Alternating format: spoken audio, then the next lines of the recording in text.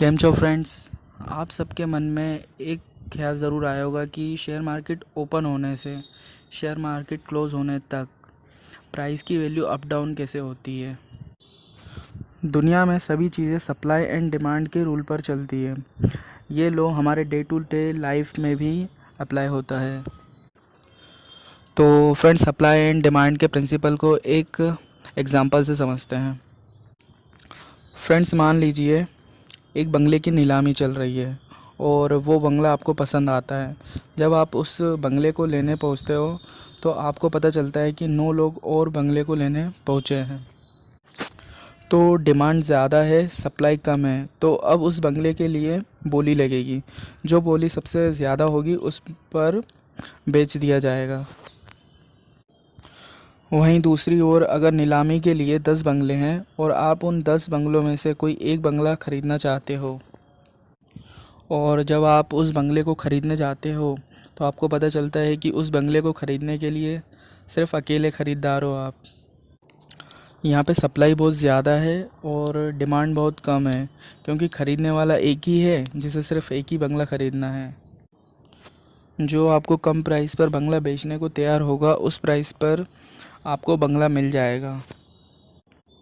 तो फ्रेंड्स, क्या होता है जब ख़रीदने वाले लोग ज़्यादा होते हैं यानी डिमांड ज़्यादा होती है और बेचने वाले कम होते हैं यानी सप्लाई कम होती है। जब ख़रीदने वाले लोग ज़्यादा होते हैं यानी डिमांड ज़्यादा होती है तो प्राइस बढ़ने लगता है। वैसे ही जब बेचने वाले लोग ज़्यादा होते हैं, डिमांड कम होती है तो प्राइस कम होने लगता है। तो इस तरह शेयर मार्केट हो, गोल्ड प्राइस हो, कमोडिटी मार्केट हो, ये सब सप्लाई एंड डिमांड के लॉ के कारण बदलती रहती है। चलिए एक शेयर मार्केट का एग्जांपल लेते हैं।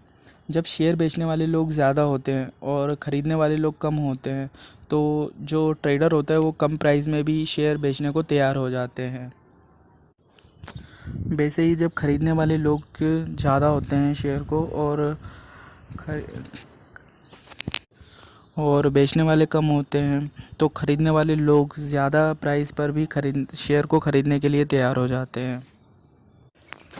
और भी कारण हैं शेयर मार्केट में प्राइस चेंज होने के। जो इन्वेस्टर होते हैं वो कंपनी का फंडामेंटल एनालिसिस करके इन्वेस्टमेंट करते हैं और जो ट्रेडर होते हैं वो प्राइस चार्ट देखकर ट्रेडिंग करते हैं। तो कोई न्यूज़ के बेस पर शेयर खरीदते हैं तो कोई इधर उधर की बात सुनकर शेयर खरीदते और बेचते रहते हैं। एक और एग्जांपल लेते हैं। हम देखते हैं कि प्याज के भाव एकदम से बहुत बढ़ जाते हैं और फिर एकदम से बहुत कम हो जाते हैं। प्याज का भाव बहुत बढ़ रहा है यानी डिमांड ज़्यादा है और सप्लाई बहुत कम है। सप्लाई कम होने के बहुत सारे कारण हो सकते हैं।